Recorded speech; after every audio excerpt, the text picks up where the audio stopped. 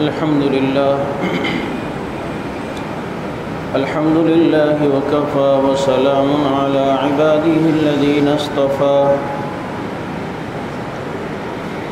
أما بعد فأعوذ بالله من الشيطان الرجيم بسم الله الرحمن الرحيم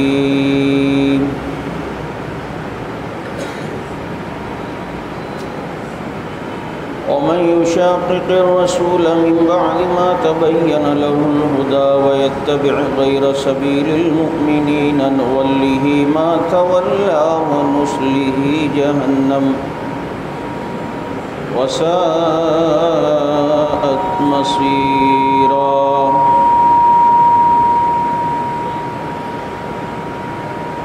صدق الله مولانا العظيم ونحن على ذلك لمن الشاهدين والشاكرين والحمد لله رب العالمين يا رب صل وسلم دائما أبدا على حبيبك خير الخلق كلهم هو الحبيب الذي ترجى شفاعته لكل هول من الأحوال مقتحم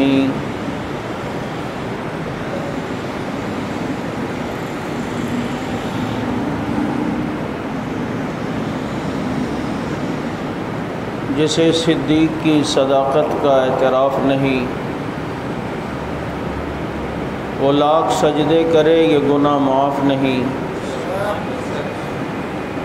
دلوں میں بغض ابو بکر اور بدن پر حج کا لباس،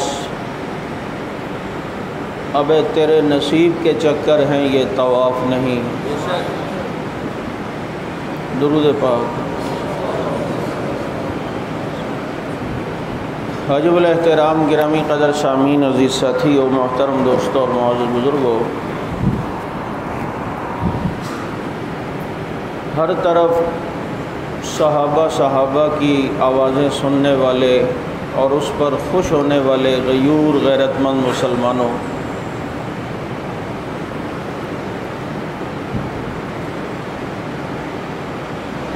اللہ تعالیٰ نے قربانیوں کا صلہ اس انداز میں دیا تھا اور دیا ہے کہ جو بات حق نواز کرتا تھا آج پورا پاکستان کر رہا ہے۔ جنہیں تنہا کرنے کی کوشش کی گئی ان کے ساتھ سب مل گئے، اور جو تنہا کرنے کی سازشیں کر رہے تھے وہ خود تنہا کھڑا ہوا نظر آ رہا ہے، اور آج وہ اپنی صفائیاں پیش کرتے ہوئے وہ طبقہ نظر آ رہا ہے۔ میں کہتا ہوں کہ کبھی ہم جیسے غریبوں کی بھی سن لیا کرو،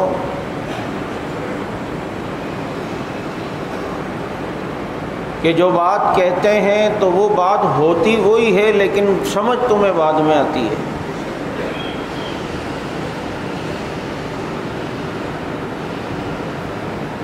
گزشتہ جمعہ کراچی شہر میں لاکھوں کے اجتماع نے بتایا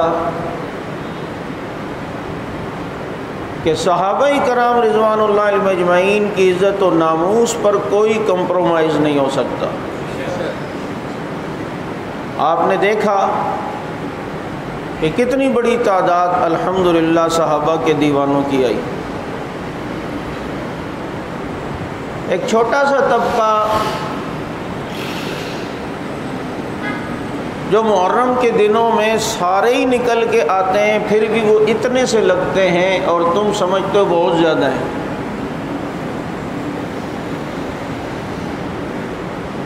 اور حکومت اور سب ان سے پریشر لیتے ہیں کہ پتہ نہیں کیا بلا ہے، کوئی بلا نہیں ہے۔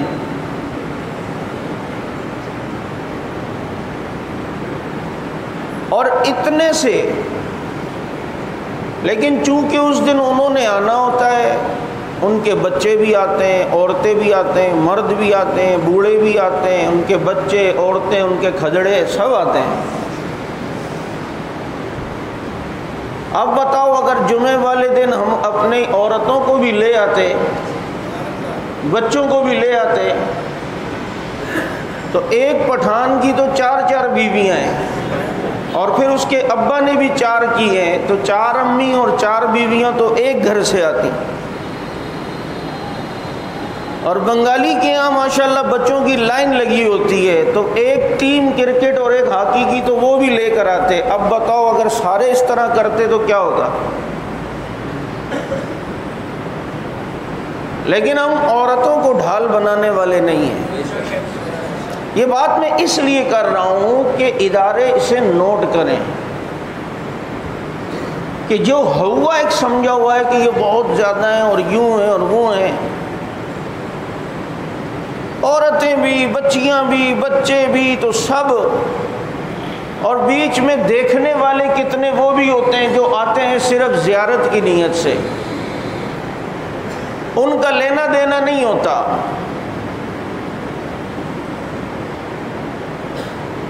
تو اگر یہ پالیسی بنائی جائے کہ ان کو ہی ساری فیسلٹیز دی جائیں تو یہ پاکستان کی اکثریتی آبادی کے ساتھ ظلم ہے یا نہیں ہے؟ بولیں۔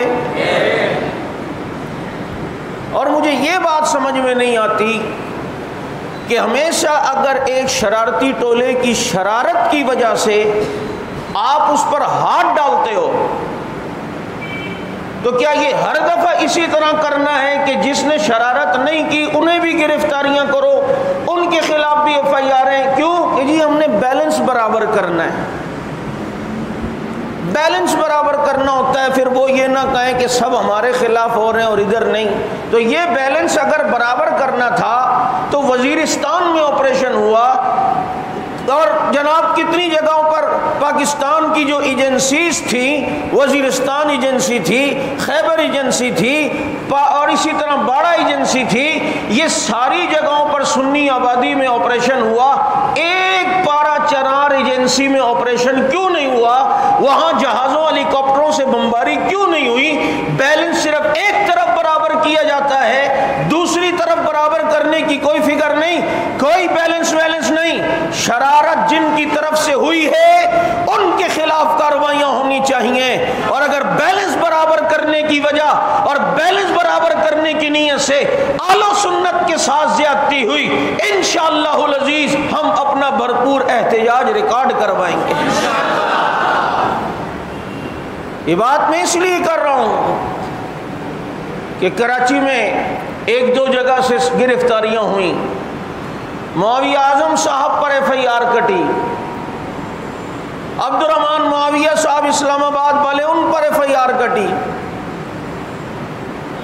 اب یہ کیا کہ جی ان پہ کٹ رہی ہے تو یہاں بھی بیلنس برابر، تو یعنی آپ شریروں کو ایک موقع دے رہے ہیں کہ وہ شرارتیں کرتے رہیں، اور جناب فکر نہ کرو ہم تم پہ ہاتھ ڈالتے ہیں لیکن اہل و سنت کو بھی ہم ہاتھ ڈالیں گے، ان کے اوپر بھی جناب ایف آئی آریں کٹیں گی۔ یہ کیا مصیبت ہے؟ بیلنس برابر کرنے کی پالیسیاں بنائی ہیں، شرارت ہماری طرف سے نہیں ہے۔ ہم نے پہلے بھی امن کی گارنٹی دی تھی، آج بھی امن کی گارنٹی دیتے ہیں۔ لاکھوں کا اجتماع تھا، دکانیں کھلی ہوئی تھیں، روڈوں کے اوپر گاڑیاں چل رہی تھیں، لوگ آ رہے جا رہے تھے، کاروباری زندگی متاثر نہیں ہوا تھا، اور کسی قسم کی بدامنی نہیں ہوئی ہے۔ لاکھوں کے اجتماع نے بتا دیا ہے الحمدللہ سنی اسی طرح پرامن رہتا ہے۔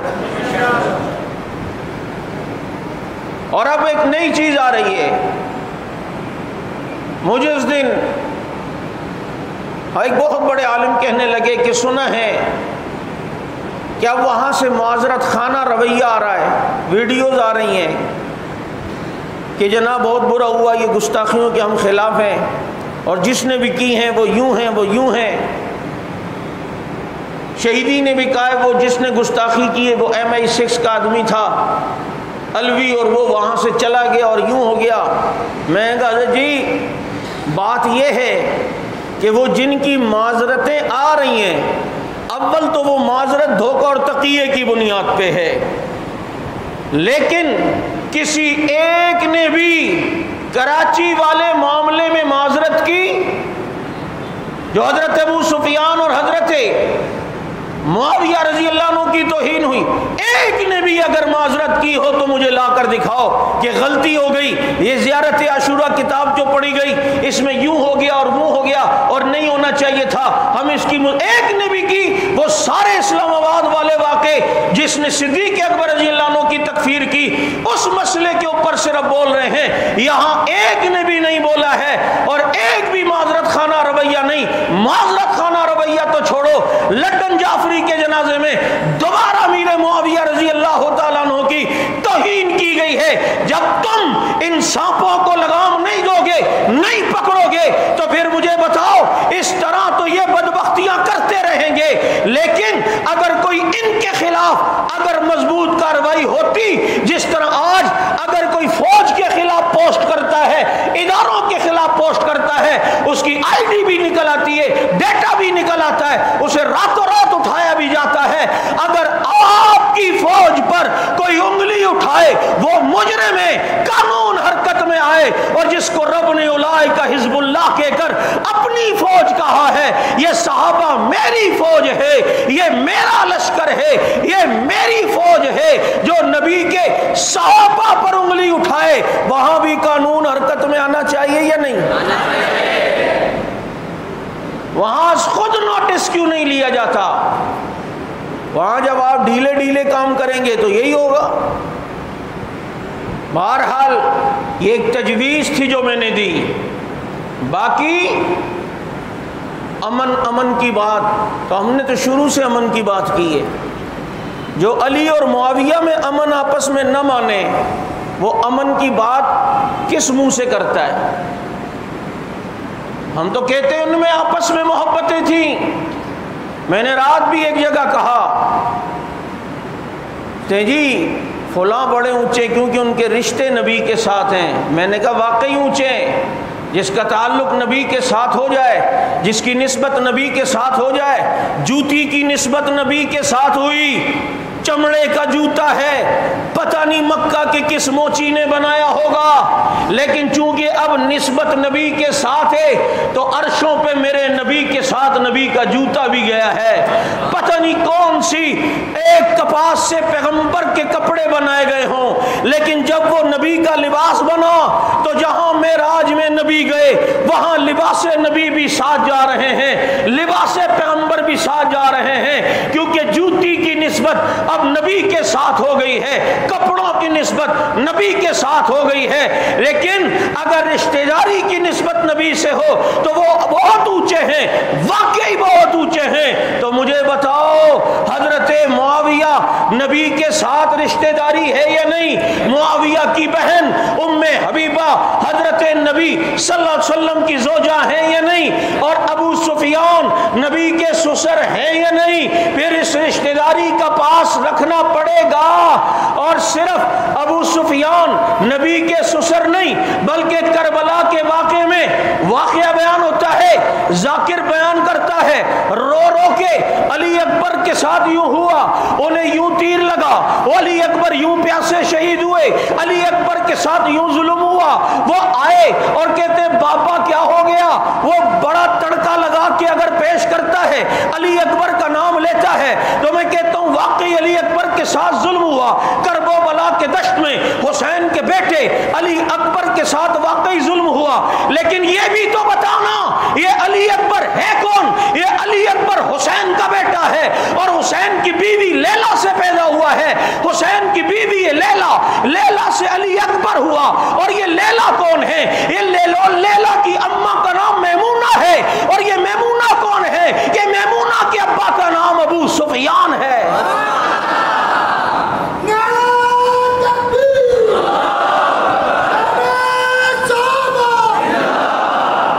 ابو سفیان جن کی بیٹی ہے میمونہ، اور میمونہ کی بیٹی ہے لیلا، اور یہ لیلا بیوی حضرت حسین کی۔ نفرتیں ہوں بنو امیہ کے ساتھ تو یہ محبتیں، یہ رشتے دیے جاتے ہیں۔ جیسے آج یہ بنو امیہ کو جس انداز میں پیش کر رہے ہیں، ہم کہتے ہیں محبتیں وہاں سے شروع کرواؤ، وہاں سے وہ ماننے کے لیے تیار نہیں، اور یہاں کوئی بیٹھے اور کہنی جی محبتیں ہونی چاہیے، اور اس کو بڑی فکر ہو کہ اس وقت سارے پاکستان میں وہ اکیلے رہ گئے، لیکن بعضوں کے پیٹ اتنے بڑے ہوتے ہیں کہ وہ کہتے ہیں ہمارے پیٹ میں سما جائیں گے، اشرفیوں کے بلبوتے، اشرف نہیں اشرفیاں۔ تمہیں اس وقت وحدت یاد آئی، تم نے پہلے اس سے منوا لیا ہے کہ جو نبی کے ساتھ سو رہے ہیں وہ مسلمان ہیں یا نہیں، لکھ کے دے وہ۔ اگر اس کی نظر میں وہ مسلمان نہیں تو وہ مجھے کس حیثیت سے مسلمان سمجھ کے اپنے ساتھ بٹھا رہا ہے؟ بات سمجھ آ رہی ہے یا نہیں؟ پہلے ان کو مان لیا ہے، پہلے ان میں محبتیں مان لی ہیں۔ وہ حضرت جعفر صادق جو کہتے تھے ولدنی ابو بکر مرتین، ابو بکر نے مجھے 2 بار جنا ہے، وہ میرا دادا بھی لگتا ہے، ابو بکر میرا نانا بھی لگتا ہے۔ یہ محبتیں بتانی ہیں یا نہیں ہیں؟ مشورے ہم دے رہے ہیں کہ اس طرح اوپر سے یوں محبتیں شروع کرواؤ۔ اگر وہ اوپر سے محبتیں شروع کرنے پہ راضی ہو جائے پھر تم ہمیں جو سزا دو، کیونکہ پھر دکان بند ہو جائے گی، پھر سارے معاملات ہی ٹھپ ہو جائیں گے، پھر سارے معاملات خراب ہوں گے۔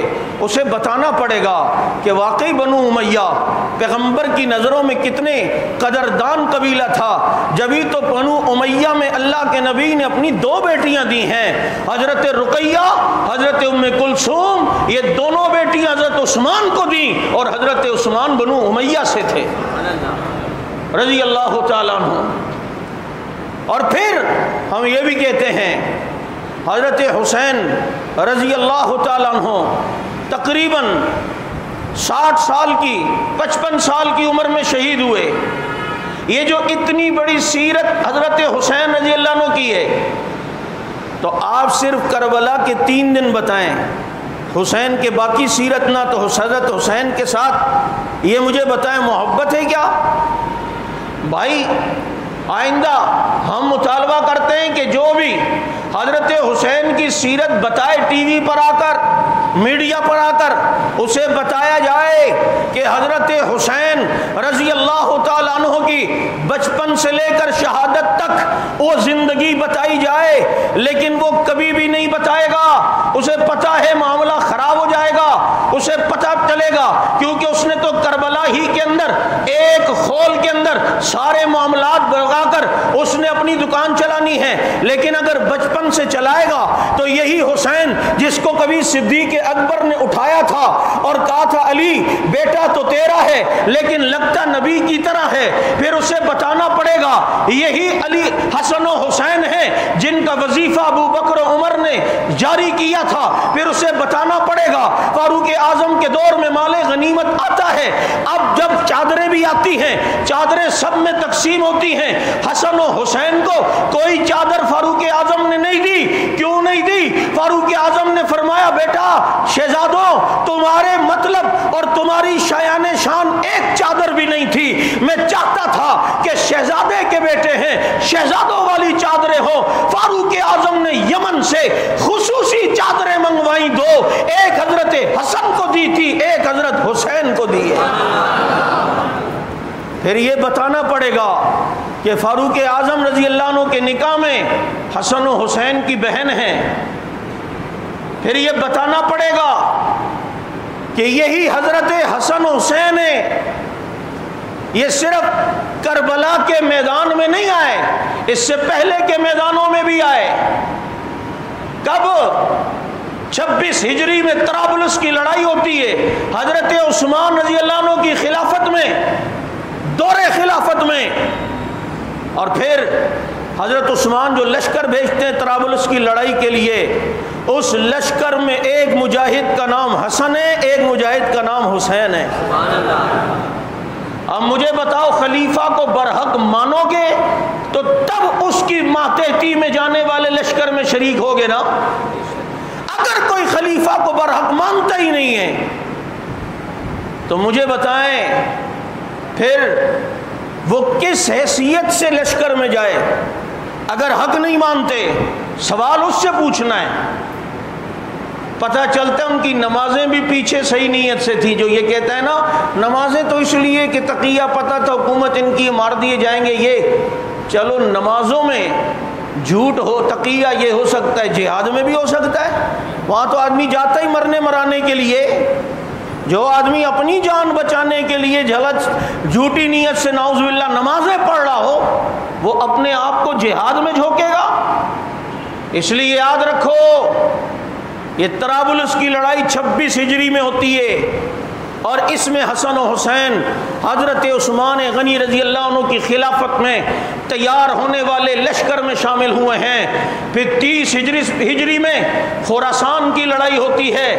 اب اس خراسان کی لڑائی میں ان کی کتابوں میں ایک واقعہ بھی لکھا ہے, لسان الارض ایک ہیڈنگ دے کر کہ ایسی زمین کہ جو گفتگو کر چکی ہے, اور کہتے ہیں کہ حضرت حسن یہ جب 30 ہجری میں خراسان کی جنگ میں تھے تو خراسان کی ایک زمین حضرت حسین سے خطاب کر کے بولی تھی, حضرت حسن سے خطاب کر کے بولی ہے, ان کو مخاطب کر کے بولی ہے. میں نے کہا ٹھیک ہے, ہو سکتا ہے, ممکن بھی ہے, کرامت کے ہم قائل ہیں. جہاں اور اولیاء کی کرامتیں ہیں تو حسن تو اولیاء کا امام ہے, حسین تو اولیاء کا سردار ہے. لاکھوں آج کے ولی حسن و حسین کی جوتی پہ قربان ہیں. آج جیسے کروڑوں ولی حسن و حسین کا مقابلہ نہیں کر سکتے. میں اس بحث میں نہیں پڑتا کہ یہ واقعہ سچا ہے یا نہیں ہے. اگر کرامت ہے تو کرامت اولیاء حقن, یہ ہمارا عقیدہ ہے. لیکن جناب یہاں سے تو ان کی کرامت تو بتا رہا ہے, لیکن یہاں سے میں عثمان کی کرامت بھی دکھاتا ہوں کہ لشکر عثمان کا ہے, خراسان کی جنگ ہے, اور اس جنگ میں شریک ہونے والے لڑنے والے مجاہدین میں حسن بھی ہے اور حسین بھی ہے. یہ ممی ڈیڈی والے نہیں تھے, صاحبزادے جیسے آج ہوتے ہیں بچ بچا کے, نہیں جی ان کو کچھ ہو نہ جائے. علی جنگوں میں اپنے بچوں کو بھی بھیج رہے ہیں, جنگوں میں اپنے بچوں کو بھی, حسن کو بھی حسین کو بھی رضی اللہ تعالی عنہما.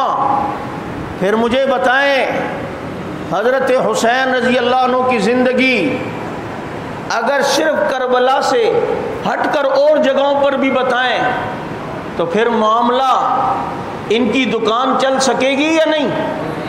کبھی نہیں. پھر انہیں بتانا پڑے گا کہ ان کی آپس میں محبتیں کتنی تھی, آپس میں تعلق کتنا تھا. حضرت عمر کے دور میں ان کا وظیفہ جاری تھا, حضرت عثمان کے دور میں ان کا وظیفہ جاری تھا, حضرت معاویہ رضی اللہ عنہ کے دور میں ان کا وظیفہ جاری تھا. پھر یہ چیز بتانی پڑے گی. چلو اگر کربلا میں بھی بتانا ہے تو کربلا کے واقعے کو بھی تو پوری طرح بتاؤ. حضرت علی سے اگر کسی کو محبت ہے تو حضرت علی کا ایک بیٹے تو شہید نہیں ہوئے کربلا میں, حضرت علی کے 9 بیٹے شہید ہوئے ہیں. عام طور پہ لوگ 6 کہتے ہیں, لیکن ان کی 11 کتابوں کے حوالے میں پیش کر سکتا ہوں. اس میں لکھا ہے کہ حضرت علی رضی اللہ عنہ کے 9 بیٹے کربلا میں شہید ہوئے ہیں. ایک ابو بکر بن علی, عمر بن علی, عبداللہ بن علی, عبید اللہ بن علی, جعفر بن علی, اور پھر حسین ابن علی. لیکن باقی بیٹوں کا ذکر کیوں نہیں؟ کہ بتانا پڑے گا کہ ایک کا نام ابو بکر بھی تھا, ایک کا نام عمر بھی تھا. کل پرسوں ایک تصویر واٹس ایپ پہ کسی نے بھیجی, عمر بن علی بن ابی طالب, وہ عمر جو علی کے بیٹے ہیں, ان کی مزار, کبھی ان کا عرس سنا کہ وہاں بھی جا کے کچھ کیا ہو یا بہت زیادہ اسے ہائی لائٹ کیا ہو؟ نام عمر تھا نا, گزرے گا کیسے؟ عمر, ابو بکر, یہ نام بھی علی کے بیٹوں کے ہیں. اگر علی سے سچی محبت ہے تو یہ بھی بتانا چاہیے, بتانا چاہیے یا نہیں؟ اور پھر سیدنا حسین رضی اللہ تعالیٰ عنہ کرب و بلا کے دشت میں شہید ہوئے. ان کے خاندان ہیں, حضرت زین العابدین رحمت اللہ علیہ بچے, حضرت زین العابدین رحمۃ اللہ علیہ نے ساری زندگی محرم میں یہ کچھ کیا جو آج کیا جا رہا ہے؟ ہمارا آسان مطالبہ ہے، کوئی لڑائی جھگڑے کی بات نہیں، اصولی بات ہے کہ انہیں بٹھا کر، ہمیں بٹھا کر یہ فیصلہ کرواؤ، ان سے صرف یہ سوال کرو کہ محرم میں جو زنجیر زنی اور جو یہ ہو رہا ہے، جو یہ جلوس ہو رہے ہیں، یہ اماموں میں سے کسی ایک سے بتا دو تو ٹھیک ہے کہ انہوں نے یوں کیا ہو۔ حضرت زین العابدین تو علی کے بیٹے ہیں نا، آج کہتے ہیں جو یوں یوں کرے تو اس کو علی سے محبت ہے، تو حضرت زین العابدین کو نہیں ہے رحمت اللہ علیہ؟ جب وہ چیز کسی کی بنیاد سے ثابت نہیں ہے اور وہ اپنے مراجع سے نہیں دکھا سکتا تو مجھے بتائیں پھر اس کو ہم دین کہیں گے یا شرارت کہیں گے؟ یہ صرف شرارت ہے، صرف فساد ہے، اور حضرات صحابہ کرام رضوان اللہ علیہم اجمعین کی توہین کرنے کا یہ ایک طریقہ اور بہانہ ہے۔ ہم واضح طور پر کہتے ہیں ہر چیز برداشت ہے، صحابہ کرام رضوان اللہ علیہم اجمعین کی توہین برداشت نہیں ہے۔ اور آپ نے دیکھ لیا دیوبندی، بریلوی، اہل حدیث سب ایک ہی بات کر رہے ہیں، اور وہ بات ہے عظمت صحابہ کی۔ میرے دوستو، میں یہ عرض کر رہا ہوں کہ یہ لوگ کیوں صحابہ کر رہے ہیں؟ انہیں پتہ ہے بنیاد صحابہ ہیں، ہم تک اسلام پہنچانے والے صحابہ، پورے کا پورا دین پہنچانے والے صحابہ، اگر یہ نہ ہو تو دین نہیں رہے گا، ان کی عزت محفوظ نہیں تو دین کی عزت محفوظ نہیں رہے گی، کیونکہ ان پر اعتماد نہیں تو دین پر اعتماد نہیں رہے گا۔ پیغمبر کی ایک ایک ادا کو ہم تک پہنچانے والے صحابہ ہیں۔ آج یہ بات کہی جاتی ہے کہ کسی نبی کی کوئی سیرت پوری طرح محفوظ نہیں ہے، ہم عیسائیوں سے کہتے ہیں ذرا عیسیٰ علیہ السلام کے محبت کا دعویٰ کرتے ہو لیکن ان کی 24 گھنٹے کی زندگی بتاؤ، نہیں بتا سکتے۔ یہودیوں سے کہتے ہیں حضرت موسیٰ سے محبت کا دعویٰ ہے، حضرت موسیٰ کی 24 گھنٹے کی زندگی بتاؤ، نہیں بتا سکتے۔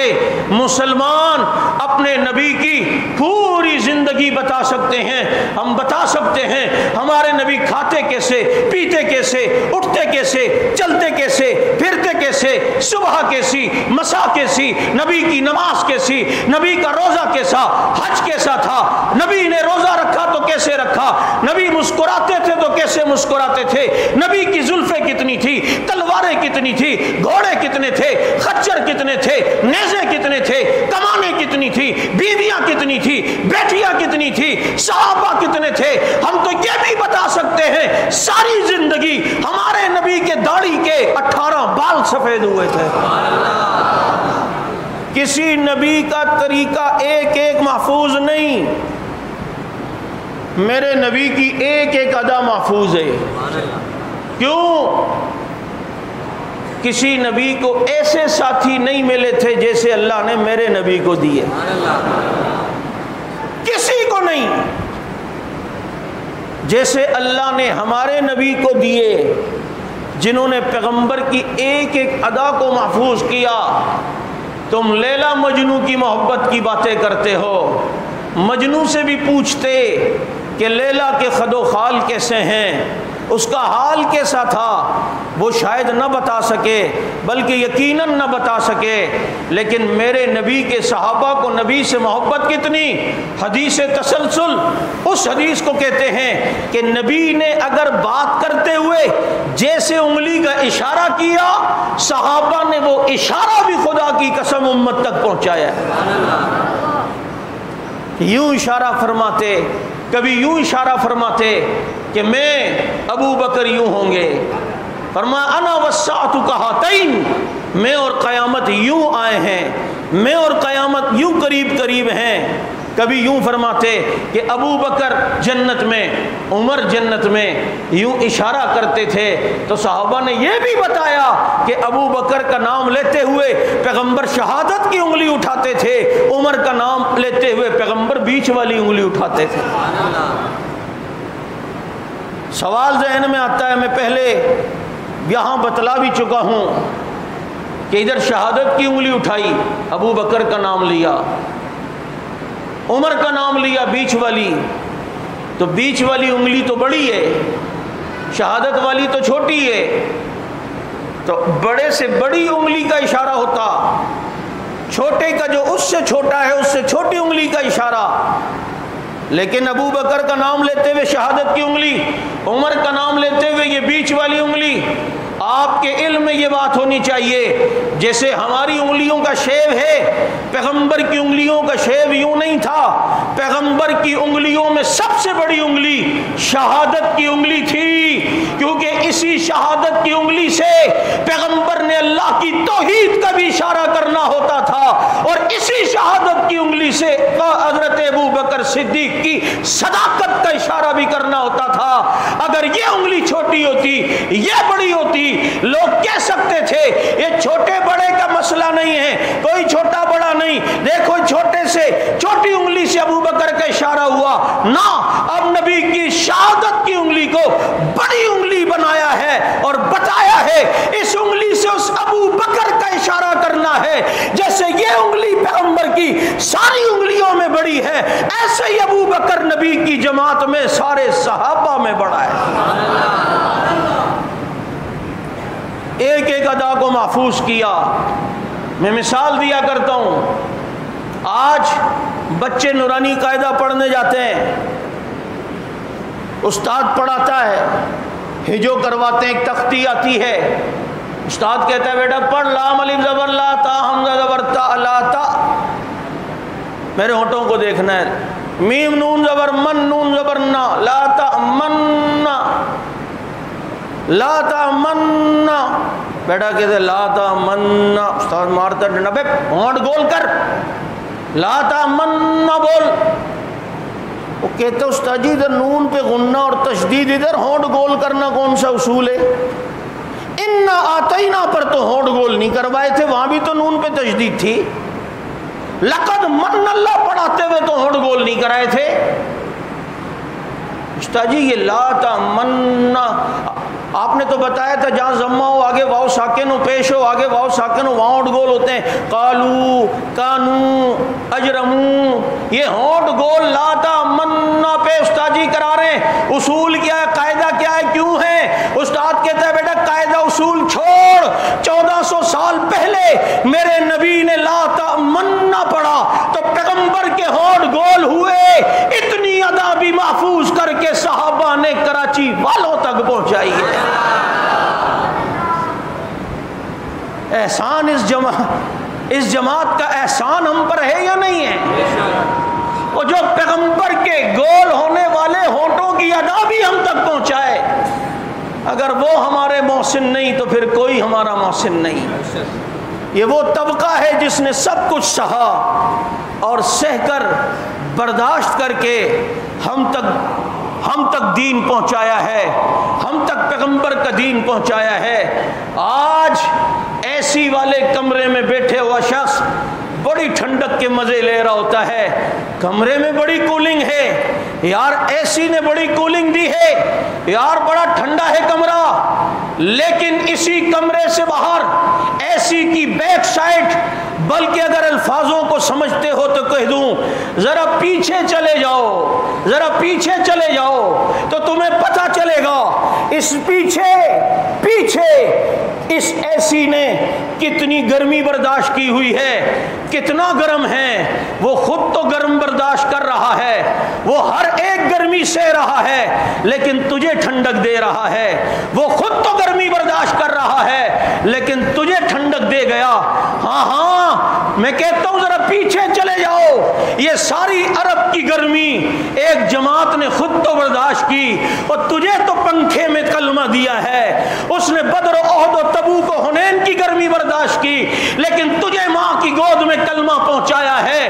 وہ صحابہ تھے، ساری گرمیاں اپنے پہ سہ گئے، ساری دھوپ اپنے پہ سہ گئے، ساری مصیبتیں اپنے پہ سہ گئے، سارے ظلم اپنے پہ سہ گئے، سب کچھ برداشت کیا، تجھے ٹھنڈک دے گئے، تجھے کلمہ دے گئے، تجھے ایمان دے گئے، تجھے ایمان کی بہاریں دے گئے، تجھے قرآن دے گئے، تجھے نمازیں دے گئے، تجھے قرآن و اسلام دے گئے، وہ ساری گرمی خود برداشت کر گئے، ہمیں سکون کا دین دیا ہے، تو پھر مجھے کہنے دو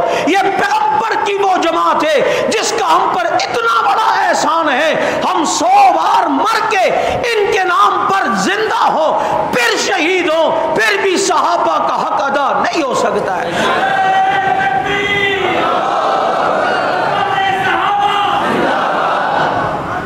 جنہوں نے پیغمبر کی ایک ایک ادا ہم تک پہنچائی ہے، یہ ہمارے محسن ہیں یا نہیں ہیں؟ تو مجھے بتاؤ، ان کے احسان کا بدلہ ہم چکا تو نہیں سکتے، لیکن اپنی جانوں کے نذرانے پیش کر کے اپنی روح کو تو سکون پہنچا سکتے ہیں۔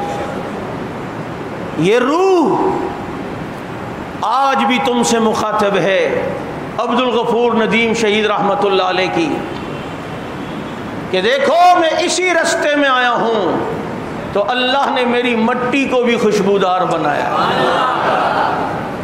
کس کس نے سونگھی تھی خوشبو؟ ہاتھ اٹھائے وہ۔